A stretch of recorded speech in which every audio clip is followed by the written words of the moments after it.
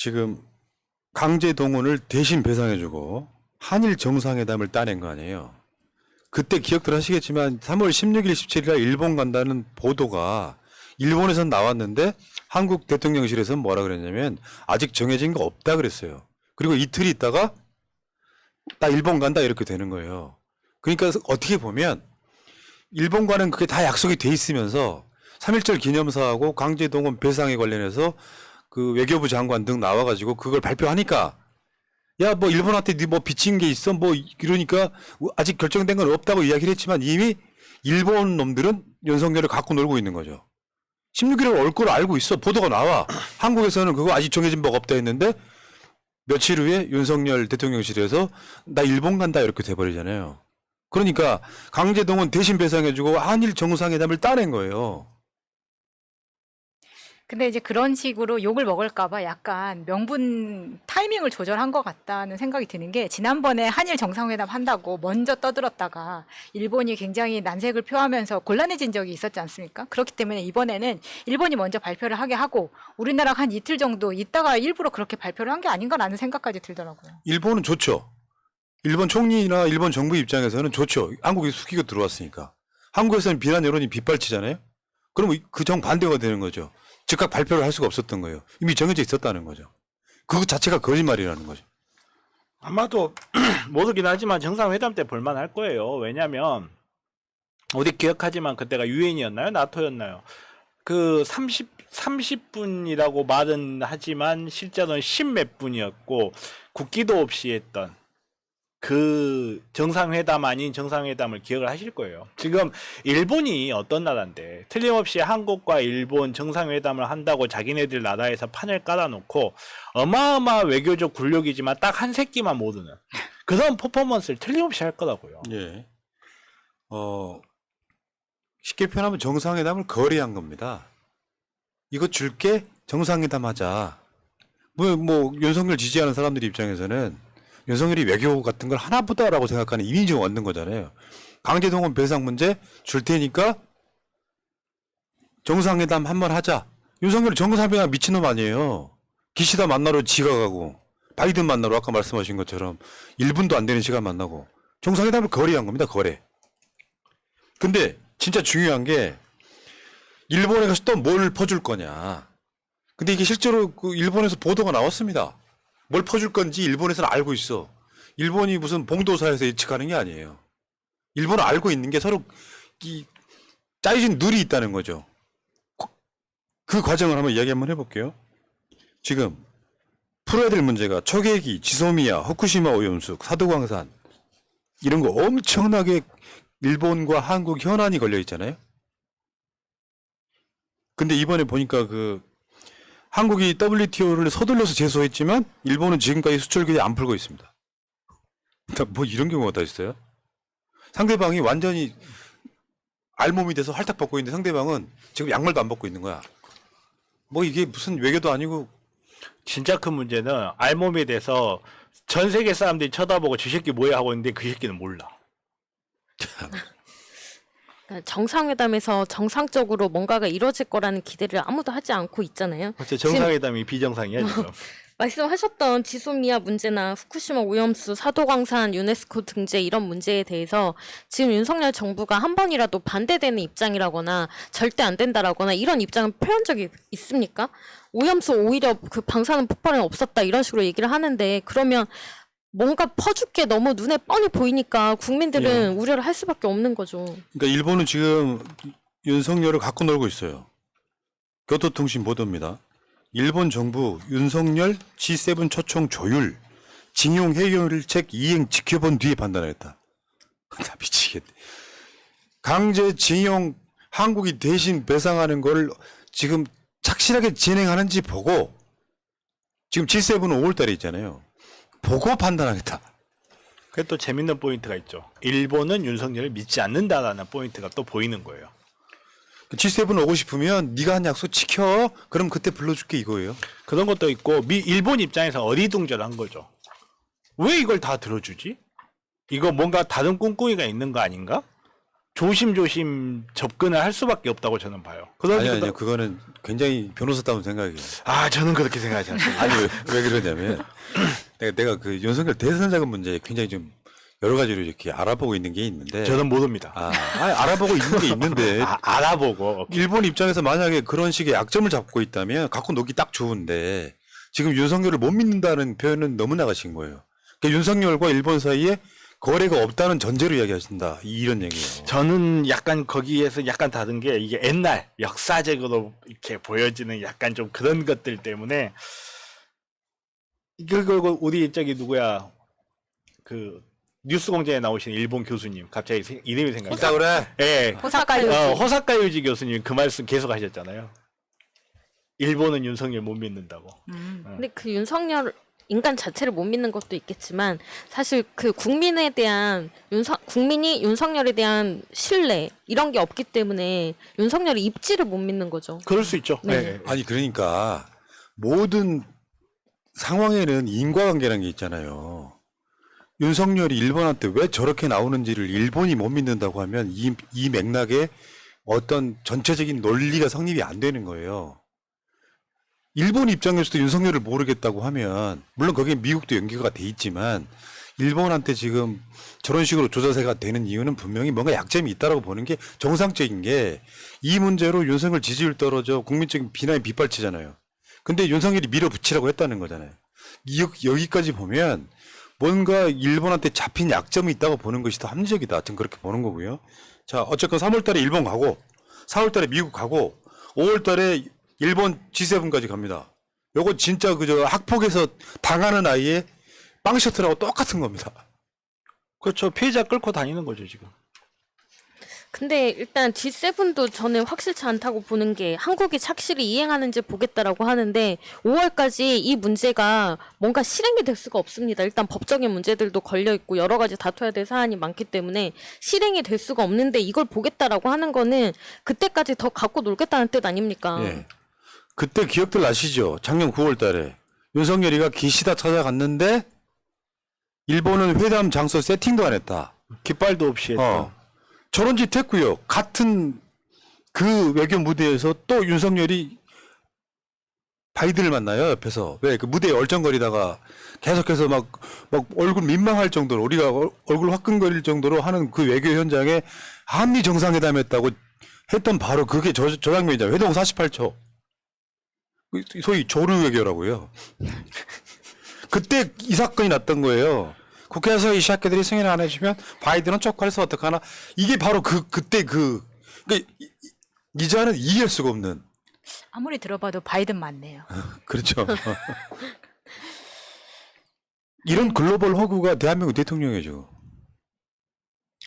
그래도 이명박은 눈치라도 있어서 직원족이라도 할 줄 알았거든요.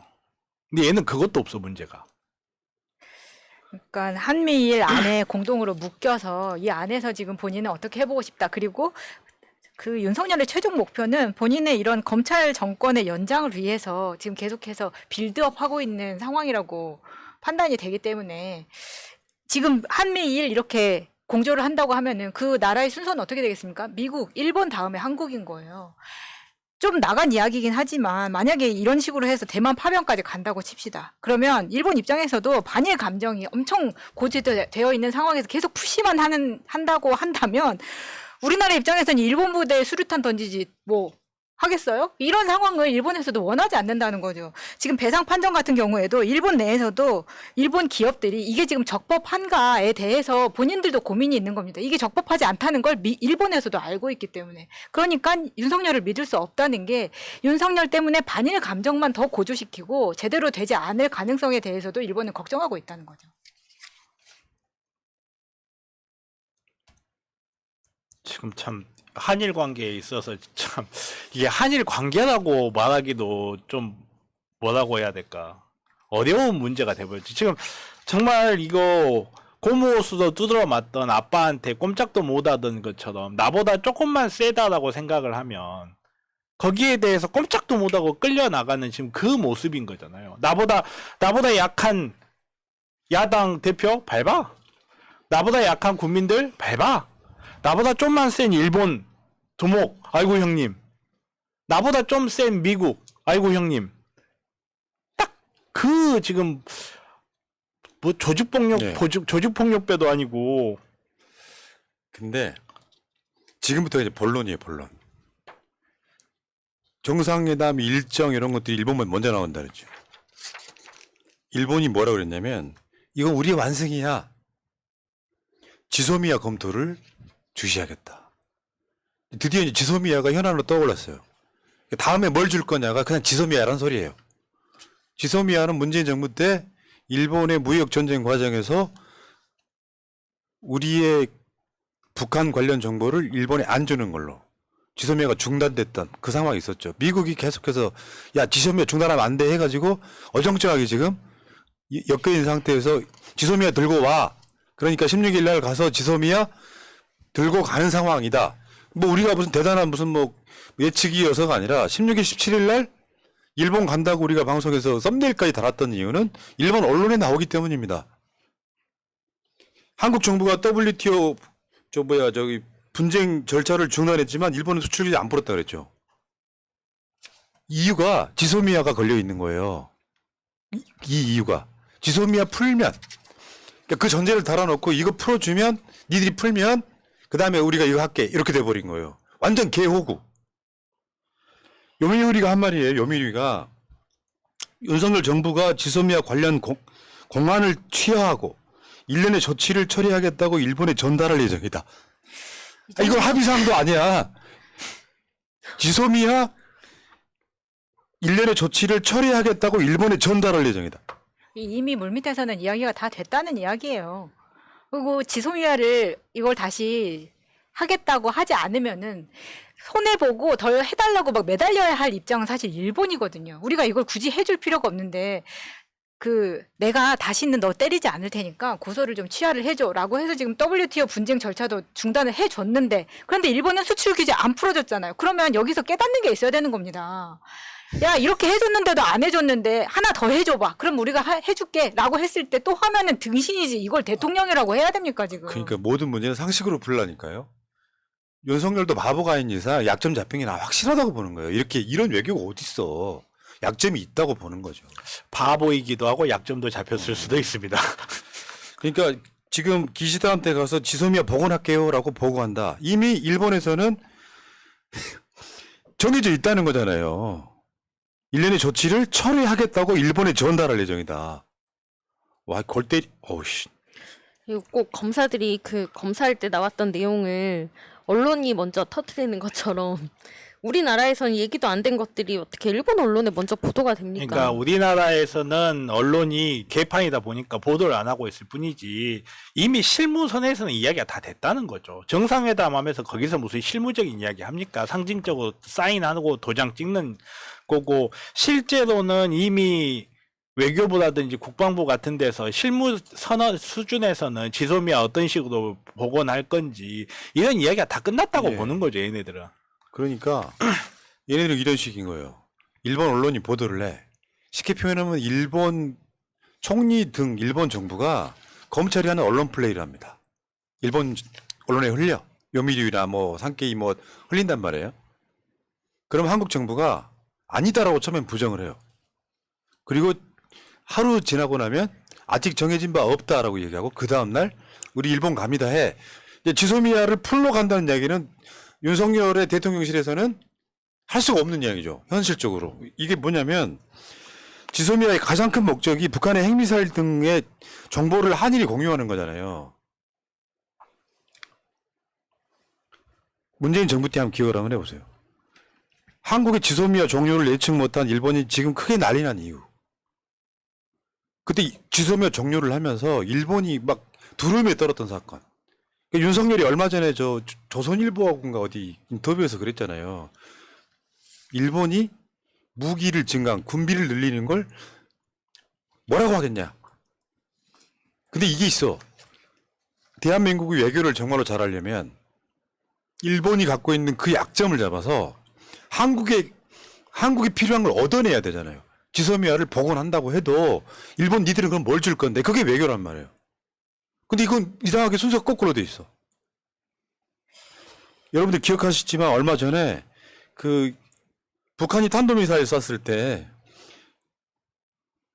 일본 상공 위로 날려보냈잖아요. 그때 난리가 났었어. 밤하늘의 광렬한 섬광, 일본 열도 불안과 분노. 요 민원을 윤석열이 해결해 주는 거예요. 아무것도 받지 않고. 사실 정치적 상징이죠. 정치적 상징인 거고, 이렇게 일본이 우리나라에 대해서 완전히 완성을 했고, 일본 정치인들이 한국 정치를 가지고 놀고 있다는 굉장히 상징적인 거거든요. 그러니까 뭐 지소미아가 왜 중요한지 뭐 기술적인 부분이라든지 군사적인 의미 같은 거 물론 굉장히 많아요. 근데 사실 그렇다고 해서 북한이 일본에다 핵미사일 쏘진 않거든요. 북한이 미사일을 탄도미사일을 일본 영내에 쏠 일은 없어요. 사실상 북한이 원래 미쳤나? 아무튼 간에 좀 쏴주면 안 돼. 저는 동의하지 않습니다. 아무튼 그렇단 말이에요. 근데 일본 정치인들이 원래 북한을 이용해서 자기네들이 갖고 있는 그 정치적 이득을 극대화하는 부분이 있거든요. 우리나라가 북한을 이용해서 여당 정치인들이 공포 분위기 몰아넣듯이 일본 역시 북한을 이용해서 맞아요. 하는 거고, 북한의 그 공포 분위기를 계속 몰아넣은 다음에 일본 국민들한테 우리가 이 문제 해결했어 하고, 지금 현재 일본의 정치인들이 자기네들의 그 수많은 과실에도 불구하고 국민들한테 우리가 너네들의 불안을 해결해줬다, 우리한테 표를 달라, 이런 일련의 행위들이에요. 일련의 과정들인데 우리가 여기에 노란할 이유가 하나도 없는데 노란하고 있다는 게 문제죠. 아, 윤석열이 약점 잡힌 게 없다면 뇌가 완전히 순수하신 거고요. 대가리에 뇌가 아니라 우동 들어있는 새끼고, 약점 잡혀 있다면 탄핵해야죠. 그러니까 무능은 탄핵 사유가 안 되니까. 나 정말 놀랍습니다. 그러니까 일본이 갖고 있는 일종의 일본의 민원을 해결해 주려고 하면 얻어내는 게 있어야 되잖아요. 정반대로 말하면 지소미아 복원해줄게. 강제동원 니들이 배상해? 이렇게 할 수 있는 거예요. 그렇죠. 그렇게 해야 돼, 사실은. 아니, 사실은 지소미아고 그걸 엮는 것도 저는 마음에 안 들어하지만, 푸나님 말대로 외교는 주고받는 거거든요. 그렇기 때문에 문재인 정부에서도, 야, 그러면 우리가 재단을 만들어서 반반씩 배상하자. 너네들도 좀 양보해라. 우리도 좀 양보할게. 이렇게 하는 건데, 그거를 못하고 우리 것만 다 내주고 하나도 못 받으면서 통 큰 정치 이딴 소리 하는 게 미치겠는 거죠. 참, 정말. 나 태어나 이런 거 처음 보네. 연애도 이렇게 안 해, 새끼야. 굴종 외교가 아니라 그냥 굴종에 지나지 않고요. 여기에 대해서 윤석열 탄핵이 바로 가야 된다고 생각하지만 그냥 단계별로 간다면 박진부터라도 빨리 탄핵안 올려야 된다고 생각합니다. 자, 요즘에 우리 민주시민들이 분노해가지고 기승전 탄핵이에요. 아, 그것밖에 방법이 없는 것 같아. 끌어내리는 거 방법이 되겠니? 더 센 거 있으면 좀 알려주세요. 그러니까요. 뭐 6발 있긴 하다며. 참. 야, 이재명 대표가 그 트위터에 글을 썼어요. 토요일 날 서울광장으로 나오시오. 윤석열 정권의 굴종 외교 국민 분노를 모아달라고 트위터에 썼습니다. 한번 볼까요? 실물 영접 읽어주세요. 강제동원 해법 강행 규탄 2차 범국민대회 일정 안내. 이번 주 토요일 서울 광장으로 모여주십시오. 역사를 배신한 윤석열 정권의 굴종 외교, 국민의 분노를 모아주십시오. 저와 민주당도 함께하겠습니다. 3월 11일 토요일 오후 4시 서울 광장 동편. 서울광장은 이제 서울시청 앞에 있는 그 광장이기 때문에 여기에서 지금 3시 반에 집회를 하고 끝나고 난 다음에 또 시청역 7번 출구에서 촛불행동 집회까지 토요일에 그렇게 잡으시면 좋겠습니다. 오죽하면 집회 동료라 그랬어요. 제 그러니까요. 1당의 대표가. 네. 저기 보세요. 저 강제 징용공 저기 뭐냐면 못 먹어가지고요. 갈비뼈가 드러나 보이잖아요.